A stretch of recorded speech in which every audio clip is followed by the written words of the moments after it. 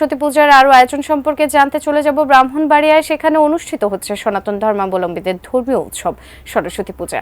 শহরের government model girls high school থেকে পূজার খবর জানাতে যুক্ত হচ্ছেন পূর্বাঞ্চলীয় ব্যুরো প্রধান পীযূষ কান্তি আচার্য।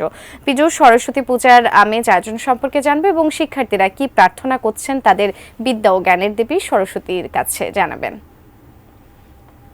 ধন্যবাদ সুজানা। আপনি জানেন যে ব্রাহ্মণবাড়িয়ায় কিন্তু ধর্মীয় ভাবগাম্ভীর্য এবং ব্যাপক উৎসাহ উদ্দীপনার মধ্য দিয়ে এখানে সরস্বতী পূজা অনুষ্ঠিত হচ্ছে এবং এই মুহূর্তে চলছে, আমি একটু দেখাতে চাই, অঞ্জলি কিন্তু চলছে। আপনি জানেন সকাল 10:27 পর্যন্ত শ্রী পঞ্চমী তিথি রয়েছে এবং মাঘ মাসের পঞ্চমী তিথিতে কিন্তু শুক্লপক্ষের পঞ্চমী তিথিতে কিন্তু এই সরস্বতী পূজা হয়ে থাকে।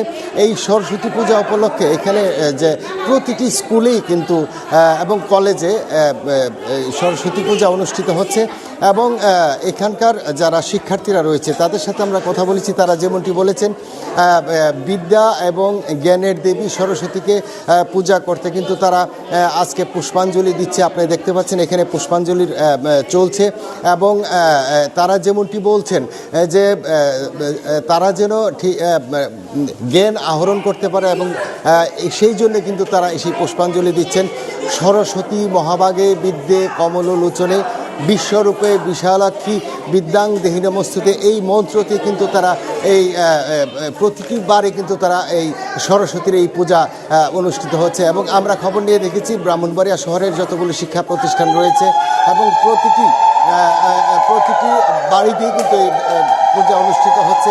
আপনি জানেন ঢাক ঢোল কাসর এবং উলুধ্বনির মাধ্যমে তারা কিন্তু এই পূজা অনুষ্ঠিত হচ্ছে এবং আপনি শুনতে পাচ্ছেন যে আজকে কিন্তু তারা এই যে সরস্বতী পূজা অত্যন্ত ধর্মীয় গাম্ভীর্য এবং উৎসাহ উদ্দীপনার মাধ্যমে কিন্তু তারা এই পূজা অনুষ্ঠিত হচ্ছে। তো এই ছিল সুজানা আমার কাছে ব্রাহ্মণবাড়িয়া থেকে সরস্বতী পূজার সর্বশেষ খবর।